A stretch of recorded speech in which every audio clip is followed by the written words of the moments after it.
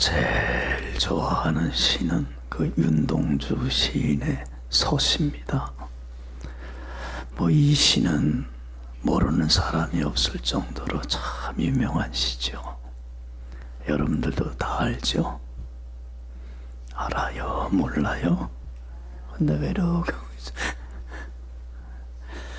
참 좋은 시인데 우리 첫 구절 같이 한번 외워봅시다. 죽는 날까지. 시작. 죽는 날까지 하늘을 우러러 한 점 부끄럼 없기를 잎새에 인 바람에도 나는 괴로워했다. 참 멋있죠. 하늘을 우러러 한 점 부끄럼 없이 살고 싶은데 자꾸만 바람 앞에도 흔들리고 요동치는 자신의 연약한 나약한 모습을 바라보면서 참 괴로워하는 고민하는 그 윤동주 시인의 그러한 그 고백을 우리가 읽을 수가 있어요. 이건 또 우리들의 고민이야. 그치? 이분만의 고민이 아니고 여러분들 이 윤동주 시인은 할아버지가 참 믿음이 좋으셨어요. 신실한 크리스찬이었어요. 그래서 윤동주 시인이 이 할아버지의 믿음의 영향을 많이 받았어요. 그래서 이 윤동주 시인의 평생 소원이 뭐예요? 죽는 그날까지 꼭 요만은 이루고 싶다고 하는 희망 상황이 뭐예요? 네? 다른 거 아니잖아요. 하늘을 우러러 뭐 하기를. 그러니까 여기서 하늘은 하나님을 가리켜. 윤동주 시인에게는 하나님 앞에 한 점 부끄럼 없는 삶을 살아서 하나님을 기쁘게 하고 영화롭게 하는 삶 살기를 원합니다. 이게 그의 평생 소원이었고 이 마음의 소원을 가지고 평생 사는 거라. 여러분들 윤동주 이 시인에게 마음의 소원을 주신 이는 누구였을까? 누가 그 꿈을 가지게 했을까? 예? 여러분들 빌립보서 2장 13절에 그래요. 너희 안에서 행하시는 이는 누구니? 하나님이시니 자기의 기쁘신 뜻을 이루기 위하여 너희로 소원을 두고 행하게 하신다. 윤동주 시인에게 이 아름다운 비전, 꿈을 품게 하신 이는 주님이셔요.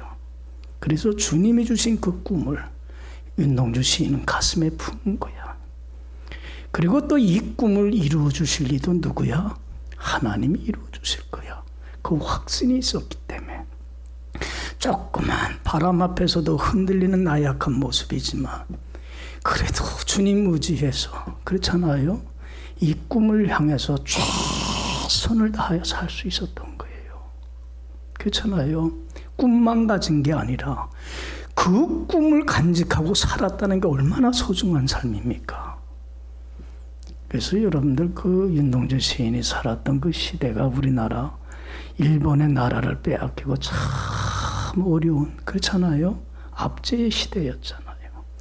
근데 그 일본의 불의에 타협할 수 없기 까닭에 하나님 앞에 합당치 않기에 항거하다가 감옥에 갇히게 되고 감옥에서 막 나오고 옥사하지 않았어요? 그때 나이가 몇 살이었어요? 윤동주 시인이 29살 젊은 나이였다고. 근데 여러분들 참 비록 젊은 나이에 죽었지만 얼마나 아름답게 삶을 마감했습니까? 이것만큼 가치 있는 삶이 어디 갔어? 여러분들 그가 이렇게 아름답게 삶을 마감할 수 있었던 비결은 어디 있다고 생각합니까? 하나님이 주신 아름다운 비전, 꿈을 품고 살았기 때문에 그런 거예요. 그래서 그 비전에 따라 아름다운 생을 살았기 까닭에 마지막이 그렇게 아름답게 마감했는 줄로 믿습니다. 우리도 여러분들 기도할 때 뭐가 아름답게 해달라고? 내 생애의 마지막이 이렇게 아름답게 끝날 수 있도록 기도할 수 있기를 바랍니다. 왜 우리 믿는 사람들은 마지막이 아름다워야 되냐면 이 땅의 삶을 마감함으로 모든 게 끝난다고 한다면 아무렇게나 살아도 좋아요. 그렇잖아요. 그런데 히브리서 9장 27절 말씀대로 사람이 한 번 죽은 것은 뭐이고 정한 것이야. 그렇지만 그 후에는 반드시 뭐가 있어요? 심판이 있기 때문에 그래요. 여러분, 죽음을 피할 수 있는 사람은 아무도 없어. 우리도 언젠간 삶의 종착역, 마지막을 대할 수밖에 없어요. 저도 마찬가지고. 언제인지는 모르지만 여러분들, 난 참 그래요. 삶과 죽음이라고 하는 건 종이 한 장 차이야. 에? 살았다 하나 내일 죽을 수도 있는 거야. 그건 아무도 몰라. 그렇기 때문에 여러분들 그 죽음의 순간에 우리가 하나님의 심판대 앞에 서기 때문에 우리의 마지막이 어떻게 돼야 돼요? 아름다워야 돼. 부끄럼 없어야 돼. 그렇지 않아요? 난 그래, 윤동주 시인이 젊은 나이에 삶을 마감했지만 삶을 마감하고 주님의 심판대 앞에 섰을 때 어떤 모습으로 섰을까 생각해 보면 참 나를 천국으로 인도해 주신 은혜 감사하면서 부끄럼 없이 당당하게 섰을 것 같아. 에? 그렇잖아요. 얼마나 따뜻하게 하나님 앞에 섰을까. 여러분들, 그 윤동주 시인이 삶을 마감한 게 1945년도야. 지금 몇 년 된 거예요? 70년, 그지? 2015년이니까 70년 됐지. 참 70년 세월이 흘렀지만 아직도 이 윤동주 시인은 살아있는 거라. 우리들의 삶 속에 살아있지 않아요? 저뿐만 아니라 얼마나 많은 사람들에게 신앙의 귀감을 주고 도전을 주고 있어요. 어떻게 보면 짧은 생애였지만 그때에 했던 일보다도 지금까지 앞으로도 더 많은 하나님 맡긴 일들을 감당하는, 그렇잖아요. 삶을 살았잖아요. 그럴 수 있었던 것은 참 아름다운 비전을 갖고 아름다운 삶을 살고 아름답게 끝냈기 때문에 가능한 거야. 할렐루야. 얼마나 참 멋있는 삶이야. 후회함이 없는 삶이에요. 여러분들, 성경에 보면 참 이 윤동주 시인처럼 젊은 나이에 우리 기독교 사회에 있어서, 초대 기독교 사회에서 최초로 순교한 사람이 누구야? 젊은 나이에 스데반 집사 아니에요?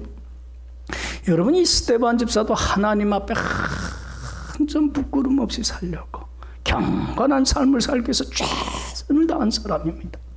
그래서 기독교를 받게 하는 유대인들의 표정보가 된 거예요. 1호가 된 거야. 제일 미워하는 상대가 그래서 스데반 집사가 택해진 거예요. 많은 교인들 중에서도. 그래서 그들이 돌로 쳐 죽이지 않아요. 여러분, 참 스데반 집사의 마지막도 아름다웠어. 돌로 쳐 죽임을 당하면서도 그 얼굴이 모와 같이 빛났다라고 성경이 기록하고 있어요. 천사의 얼굴과 같이 얼마나 환하게 빛났는지 뭐. 여러분들, 그 아름답게 생을 마감하면서 스데반 집사가 바라본 것은 뭐였어요? 자기를 돌로 치는 무리들을 안 바라봤어요. 끝까지 바라본 게 뭐였어요? 하나님의 보좌 우편에 앉아서 있던 주님이 일어나서 두 팔을 벌리고 영광의 주님이 그 스데반 집사를 맞이하는 그 영광의 순간을 끝까지 바라보지 않았어요.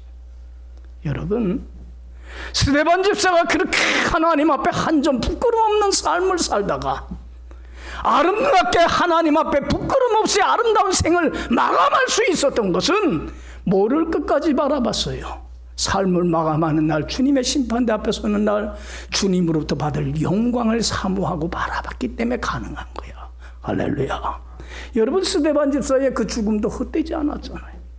우리가 잘 알듯이 누구한테 제일 큰 영향을 끼쳤어요? 예? 그 죽음의 현장에 있었던 사람, 진두지휘했던 사람이 누구였어요? 청년 사울이에요. 여러분, 사울이 나중에 누가 됩니까? 사도 바울이 됩니다. 여러분, 어떻게 보면 사도 바울의 삶에 있어서 가장 큰 영향을 끼친 사람을 두라고 한다면 스데반 집사예요. 그래서 여러분들, 사도 바울도요, 평생 소원이 뭐였어요? 희망사항이 뭐였어요? 죽는 날까지 이것만은 꼭 이루고 싶었다고 하는 게 뭐였어요? 어떤 비전과 꿈을 품고 살았어요? 여러분들 빌립보서 1장 20절에 뭐라고 고백해요? 바울이 나의 가장 간절한 기대와 소망을 따라 아무 일이든지 부끄럽지 아니하고 오직 전과 같이 이제도 온전히 담대하여 살든지 죽든지 내 몸에서 그리스도가 존귀케 되는 겁니다.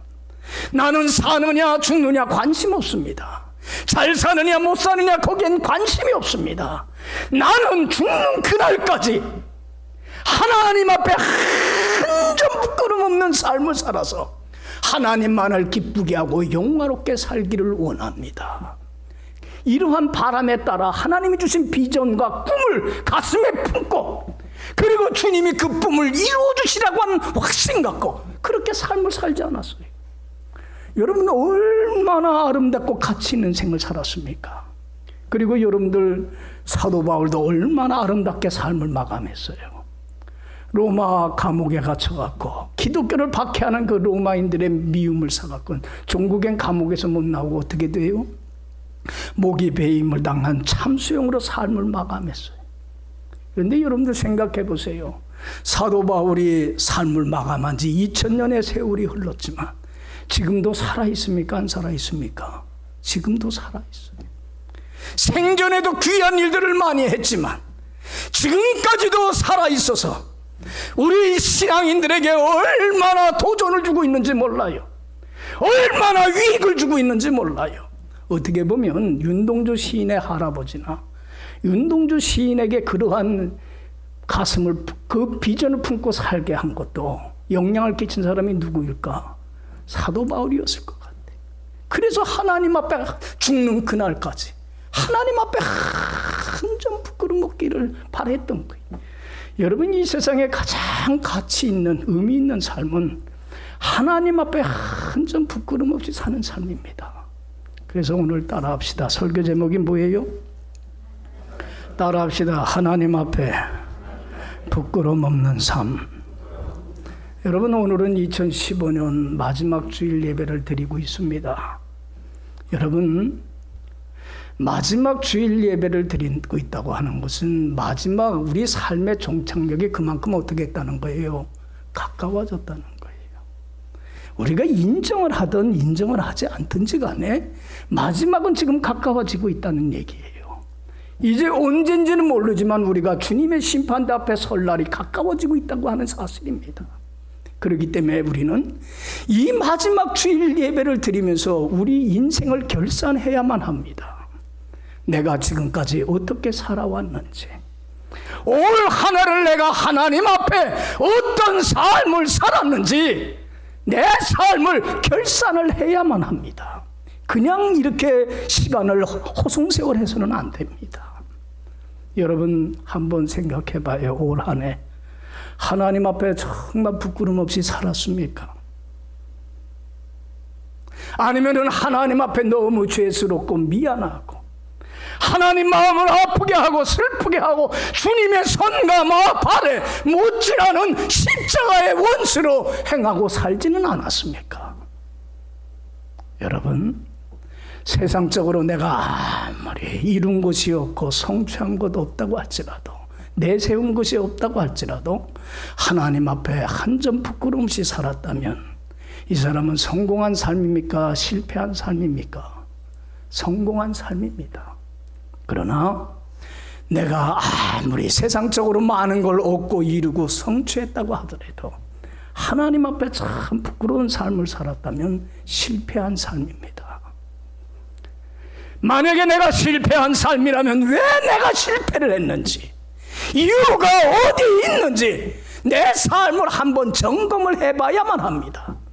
그리고 내가 이제까지 어떠한 삶을 살았든지 간에 똑같은 삶을 앞으로 남은 시간을 허송세월하고 되풀이해서는 안 됩니다. 이제는 잘못된 삶이 있다고 한다면 2015년과 함께 이 묵은 해와 함께 다 떨쳐버릴 수 있는 여러분들이 되길 간절히 축원합니다. 어떻게 살아왔느냐 중요한 것 아닙니다. 뒤에 거 다 잃어버립시다.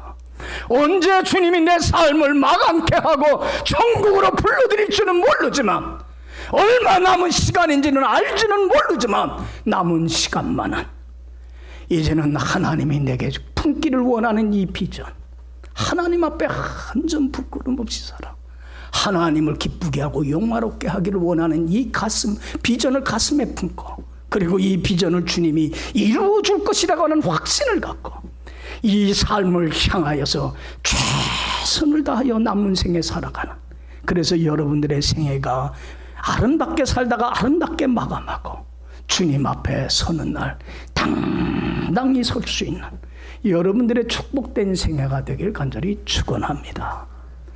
왜 우리는 하나님 앞에 한 점 부끄럼 없는 삶을 살아야 될까? 왜 우리 크리스천들은 이러한 삶을 살아가야만 하는가? 그것을 말씀해 주고 있는 게 오늘 본문 얘기입니다. 왜 우리는 하나님 앞에 부끄럼 없는 삶을 살아야 되냐면, 우리 하나님은 진실하신 하나님이기 때문에 그래요. 우리 하나님은 어떤 하나님이에요? 진실해요. 거짓됨이 없어요. 조금도 어둠이 없어요. 그렇기 때문에 참되고 진실하신 하나님은 하나님의 자녀된 우리가 어떤 삶 살기를 원해요? 진실하기를 원해요. 하나님 앞에 한 점 부끄러움이 없는 정직하고 부끄러움 없는 삶을 하나님은 누구보다도 우리에게 바라기 때문에 그래요. 여러분, 그래서 하나님이 제일 싫어하는 게 뭔지 압니까? 제일 싫어하는 죄가 진실하지 못한 거예요. 거짓된 거예요. 참 하나님은 싫어합니다. 우리는 거짓말이 뭐 그렇게 큰 잘못이냐 얘기하는 사람들이 있는데, 거짓된 거 제일 싫어합니다. 있으면 뭐 한다고 하고, 있다고 얘기하면 되고, 없으면 없다고 하면 되고, 알면 안다고 얘기할 줄 아는 용기가 있어야 되고, 모르면 모른다고 얘기할 줄 아는 용기가 있어야 돼. 잘못됐으면 잘못됐다고 시인하고 인정할 줄 아는 용기가 있어야 되고, 잘못되지 않았으면 잘못되지 않고 바르게 살아가다고 얘기할 수 있는 용기가 있어야 되는 거예요. 그런데 우리는 없으면서도 뭐 한 척해요? 있는 척해요. 있으면서도 없는 척해요. 올바르지 못하면서도 올바른 척을 합니다. 올바르면서도 올바르지 않은 척할 때가 있어요. 진실을 잃어버리고 살 때가 얼마나 많은지 몰라. 하나님이 제일 싫어하는 것은 외식입니다. 외식은 참 싫어합니다. 외식이 뭡니까? 위선입니다. 진실되지 못한 거짓된 겁니다. 오늘 본문 말씀 보면 예수님이 제자들의 행동에서 이 진실하지 못한 것을 보게 되는 영적 위기를 느끼게 됩니다. 그래서 제자들에게 교훈하는 게 이 얘기입니다. 1절을 보면 뭘 조심하라고 그래요? 자, 여러분들 읽어봅시다. 1절 시작.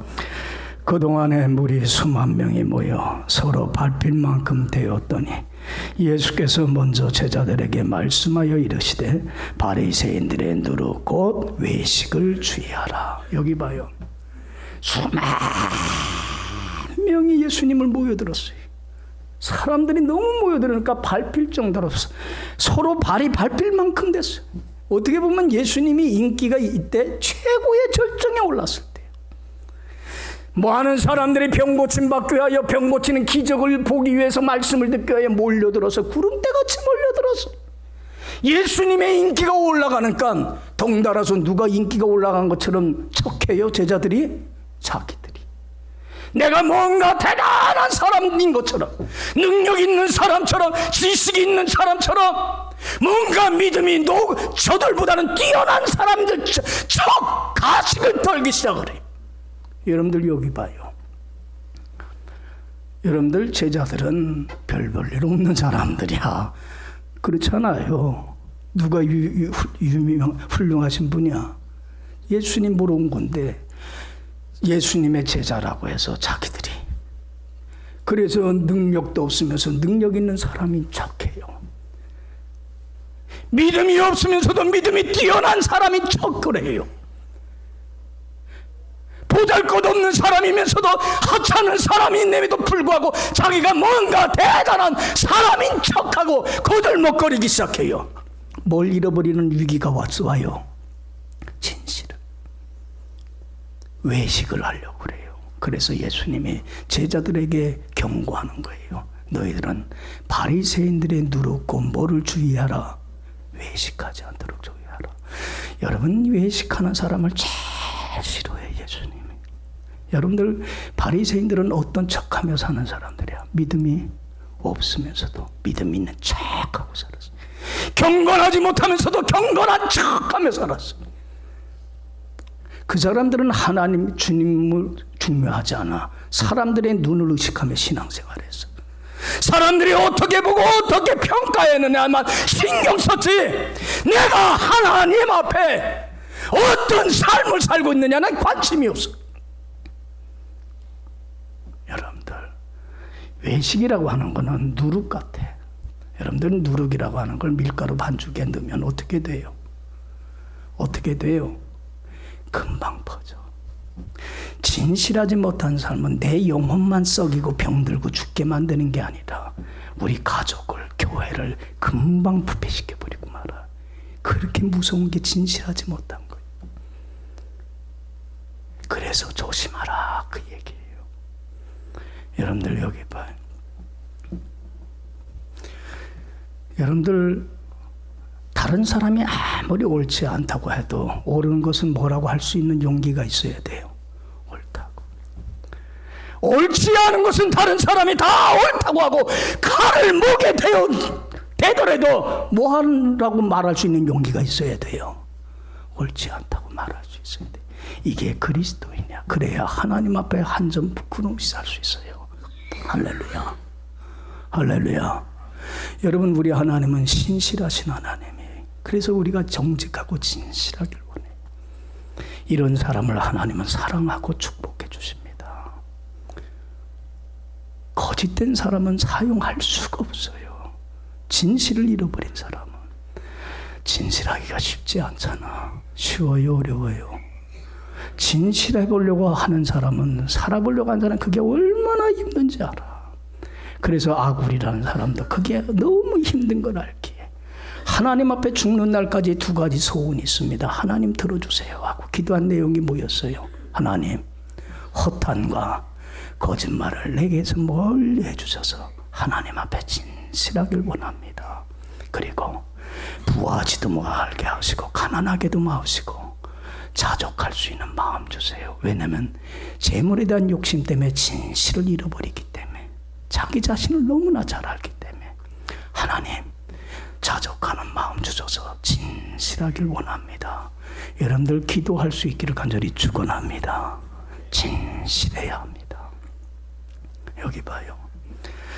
여러분, 아브라함 링컨 대통령이 미국에서 제일 존경받는 대통령 아니에요? 여러분들, 왜 그렇게 지금까지도 존경받아요? 왜? 아브라함 링컨 대통령이. 왜? 그 대통령, 역대 대통령 중에 조사를 하면 제일 존경받는 사람으로 지금까지도 뽑히는 이유가 뭐예요? 다른 거 아니야. 정직이 재산이야. 거짓이 통할 것 같지요? 거짓이 이기는 것 같지요? 시간이 들면 여러분들, 진실이 이기고 진실이 재산입니다. 여러분들, 그래서 링컨 대통령 별명이 뭐예요? 정직한 원숭이야. 그 봐요, 얼굴이 꼭 원숭이 같이 생겼잖아. 그런데 어떤 삶 살았어요? 진실돼서, 거짓됨이 없었어. 여러분들, 이런 일화가 있잖아요. 링컨 대통령이 젊은 나이에 장사를 했는데 어떤 사람이 물건을 사갔는데 1센트를 거스름돈을 덜 준 거야. 자기가 더 받은 거야. 여러분, 1센트면 1달러도 아니고 참 작은 돈이잖아. 그럼 우리 같으면 어떡하겠어? 뭐 얼마 안 되니까 나중에 그 사람이 오면 돌려주지. 그런데 그렇게 하질 않아. 1센트를 더 받은 거에 대해서 양심의 가책이 있어서 진실하지 못한 것 때문에 갈등하다가 가게 문을 닫고서 사람들에게 물어서 3마일까지 가고 그 사람한테 돌려주고 왔잖아요. 그에게는 뭐가 재산이야? 진실이야. 여러분들, 손해볼 수도 있고 불이익을 당할 수도 있어. 그러나 진실합시다. 할렐루야. 하나님 앞에 부끄럼 없이 살아가는 이 삶을 하나님은 축복하십니다. 왜? 하나님은 진실하시기 때문에 그래요. 두 번째로 왜 우리는 하나님 앞에 부끄럼 없이 살아야 되냐면 하나님은 감찰하시는 하나님이기 때문에 그래요. 뭐 하시는 하나님? 하나님은 우리의 일거수일투족 다 보고 계시고 알고 계시고 나보다 더 잘 알고 계세요. 하나님 앞에는 드러나지 않을 게 없고 숨겨질 게 없어요. 그렇기 때문에 불꽃과 같은 눈으로 우리를 감찰하시는 하나님 앞에 우리는 한 점 부끄럼 없이 삶을 살아가야 되는 거예요. 자, 2절 3절 다 같이 읽어봅시다. 시작. 감추인 것이 드러나지 않을 것이 없고 숨긴 것이 알려지지 않을 것이 없나니 이러므로 너희가 어두운 데서 말한 모든 것이 광명한 데서 들리고 너희가 골방에서 귀에 대고 말한 것이 지붕 위에서 여기 봐요. 어두운 데서 몰래 둘이서 속닥속닥한 거예요. 어디에서 들려요? 광명한 대낮 같은 데서 드러나집니다. 귀에서 귀에 대고 속닥속닥 말한 것이 어디에서 전파돼요? 모든 사람들이 다 들을 수 있도록 지붕 위에서 나팔 불게 되리라 그랬어요. 드러나지 않을 게 없어요. 여러분들 그래서 다윗은 시편 139편에서 뭐라고 고백합니까? 여호와여 주께서 나를 감찰하시고 하셨나이다. 나의 안고 일어서심을 하시며 멀리서도 나의 생각을 통촉하시며 나의 길과 나의 눕는 것을 아시오니 여호와여 주께서 알지 못하는 게 하나도 없으십니다. 하나님은 다 알고 계시다는 거예요. 여러분 나다나엘이 예수님께 왔을 때 처음 대면인데도 뭐라고 합니까? 그 속까지 깨뜨려보고 저 사람은 참으로 무슨 사람이라? 이스라엘이나 간사한 것이 그에겐 없다. 어떻게 예수님 나를 압니까? 첫 대면인데 야, 이것 갖고 놀래냐? 나는 네가 빌립이 너를 부르기 전에 네가 어디에 있는 거를 무화과 나무의 아래에 있는 것도 나는 보았다. 여러분 예수님은 시간과 공간에 한계가 없어요. 초월합니다. 우리의 과거를 현재와 같이 보고 계시고 우리의 미래를 현재와 같이 직시하고 계시는 분이. 그렇기 때문에 우리는 누구 앞에 살아야 돼요? 하나님 앞에 부끄러움 없이 살아야 돼요. 감찰하고 계시기 때문에. 사람은 속일 줄 몰라도 자신은 속일 줄 몰라도 하나님 앞에만은 속일 수 없습니다. 그래서 부끄러움 없이 살아야 돼요. 여러분들 사도행전 5장 보면 참 끔찍한 일이 벌어지잖아요. 은혜로운 교회에 아나니아와 삽비라 부부가 뭘 받아요? 하나님의 심판을 받아 죽임을 당하잖아요. 여러분들 못된 짓 하다가 죽임 당했습니까? 선한 일 착한 일 하다가 그랬어요. 땅을 팔아갖고 가난한 자들에게 나눠주기 위해서 구제헌금하기 위해서 그거 선한 일 하다 그랬어요. 여러분들 여기 봐요. 땅을 팔았으면 다 바치려니까 아까워. 그래서 일부분을 어떻게 했어요? 감췄어요. 그러면 정직하고 진실하게 제가 땅값을 가난한 사람들 구제하려고 바치려고 했습니다. 그런데 아까운 마음이 들어서 일부분은 제가 떼었고 일부분만 드립니다. 그러면 돼요? 안 돼요? 돼요? 안 돼요? 정직하게 진실하게 드리면 되잖아요. 그런데 일부분만 드리면서도 뭐같이 드렸어요? 거짓말을 했어요. 전부인 것처럼. 왜 전부인 것처럼 거짓말했어요? 예? 여러분들 잘 들어요. 아무리 선한 일이라도 동기가 발라야 돼. 난 목회를 하면서 그런 걸 봐요. 봉사하는 것도 좋고 다 좋아. 그런데 정말 교회를 사랑하고 하나님 사랑하는 마음이 아니라 사람에게 보이고 나타나기 위한 그것은 외식 덩어리가 돼버리고 말아. 진실을 잃어버려. 사람에게 보이려고 하기 때문에 그런 거예요. 여러분들 정직하게 말하면 사람들이 아나니아와 삽비라를 대단하다고 안 봐. 일부분만 드리면 전부를 드렸다고 해야 아나니아 삽비라를 뭐라고 그래 사람들이. 와 대단하다 저 사람들. 그 소리가 듣고 싶어갖고 거짓말한 거예요. 여러분들 여기 봐요. 하나님 앞에 드러나지 않을 게 있어요 없어요? 있어요 없어요? 없어요. 사람은 속일 수 있을지 몰라도 자신을 기만할 수는 있을지 몰라도 하나님 앞에는 속일 게 없는 거야. 그래서 하나님이 베드로를 통해서 뭐라고 책망했어요? 아나니아와 삽비라야 어떻게 사단이 네 마음에 가득하여 땅값 얼마를 감추었느냐. 이것은 사람을 속인 게 아니라 누굴 속인 거야? 하나님을 속인 거다. 여러분들 그 누룩을, 그 외식을 그대로 놔뒀다가는 누룩처럼 퍼져서 교회가 병들 걸 뻔히 알기 때문에 하나님이 사랑의 징계로 채찍으로 그들을 죽게 한 거예요. 그래서야 사람들은 그 사건을 통해서 두려워 떨면서 하나님 앞에 어떤 삶을 살아야 되겠구나, 진실한 삶을 살아야겠구나, 그거를 교훈받게 된 거예요. 여러분, 우리 하나님은 어떤 하나님이에요? 진실하신 하나님이에요. 어떤 하나님이에요? 감찰하신 하나님. 그래서 하나님 앞에 정직해야 돼요. 부끄럼 없이 살아야 돼요. 세 번째로는 우리 하나님은 경외하기를 원하시는 하나님이에요. 무슨 하나님? 여러분들 여기 봐요. 성경에 하나님을 경외하라는 단어가 참 많이 나와요. 잠언에도 그래요. 여호와를 경외하는 게 지식의 근본이오늘 어리석은 자는 지혜와 훈계를 멸시한다. 여러분들 우리가 두려워해야 될 분은 누구밖에 없어. 이 세상에 어느 누구도 어느 것도 두려워해서는 안 돼. 우리 크리스찬들은 누구만 두려워하는 사람들이야? 하나님만. 하나님이 벌 내릴까 봐 두려워하는 게 아니라 하나님을 가장 사랑하고 존중히 여기기에 하나님 앞에 두렵고 떨림으로 서서 주님의 말씀을 받아들이고 순종하며 하나님 앞에 바로 살아가는 거예요. 저는 어렸을 때에 학교 선생님만 해도 두려워서 솔직히 말했어. 선생님이 아무개야 강우야 일로 와라 그러면은 두렵고 떨림으로 갔어요. 왜요? 그 사람이 선생님이 무서워서가 아니야. 뭐 하는 마음 때문에? 존경하는 마음이 있기 때문에 두렵고 떨림으로. 쓰게 되면 너 이거 해. 그러면 예 알았습니다. 하나님이 하나님을 정말 존경하는 마음 같기로.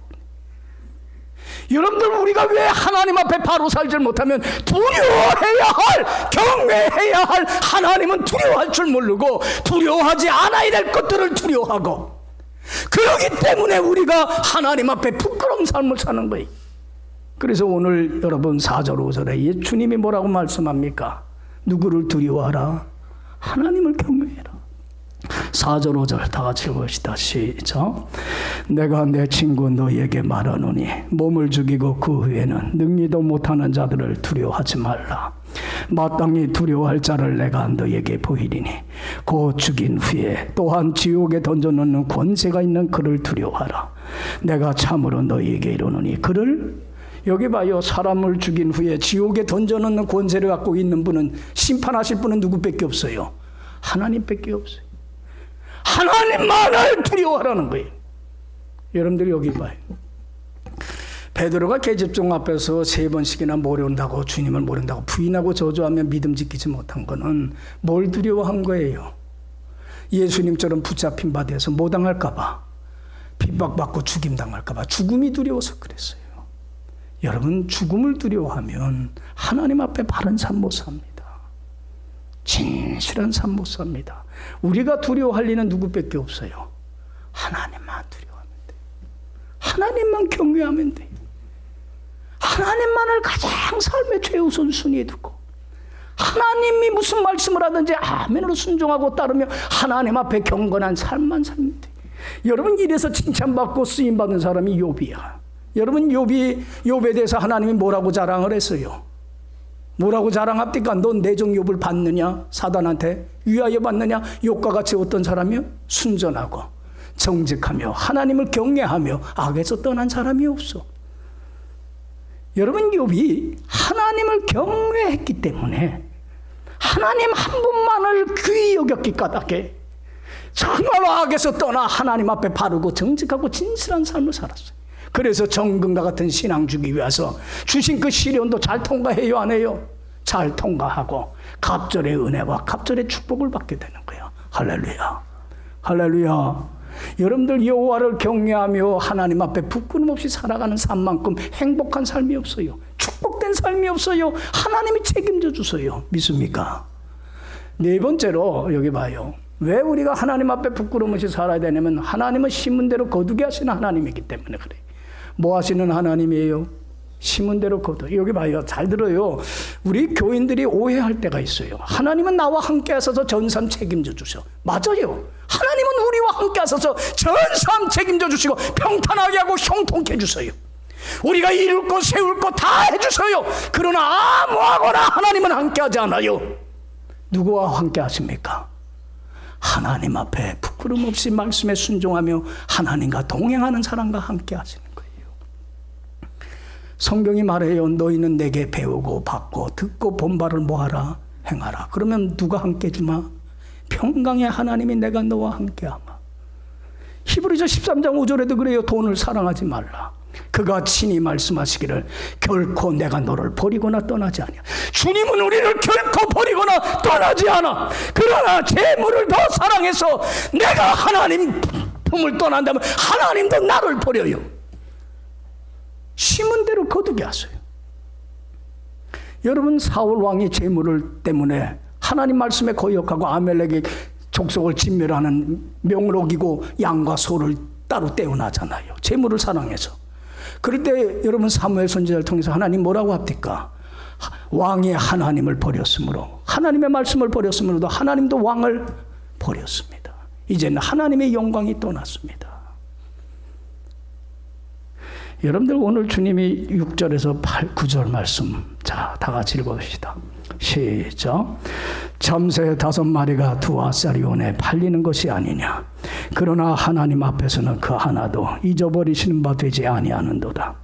너희에게 심지어 머리털까지도 다 세신 바 되었나니 두려워하지 말라. 너희는 많은 참새보다 더 귀하니라. 내가 또한 너희에게 말하노니 누구든지 사람 앞에서 나를 시인하면 인제도 하나님의 사자들 앞에서 그를 시인할 것이요 사람 앞에서 나를 부인하는 자는 하나님의 사자들 앞에서 부인을 당하리라. 여기 보세요. 여러분, 참새 5마리도 두 아사리온 20원에 팔려요. 그런데 그렇게 하찮은 참새도 하나님이 허락하지 않으면 땅에 떨어져요? 안 떨어져요? 안 떨어져요. 그런데 하물며 하나님은 너희 머리털까지 세신 바 되었고 참새보다 더 귀한 너희들의 삶을 하나님이 함께서 책임져 주지 않겠느냐, 이 말이에요. 그런데 너희가 사람 앞에서 나를 시인하면 나도 하나님의 사자 앞에서 하나님 앞에서 너를 어떻게 할 거고 인정해 줄 거지만 네가 나를 사람들 앞에서 버린다면 나도 하나님의 사자 앞에서 나도 너를 모른다고 부인해 버릴 거다. 심은 대로 뭐 하시는 하나님이에요? 거두게 하시는 하나님이에요. 여기 보세요.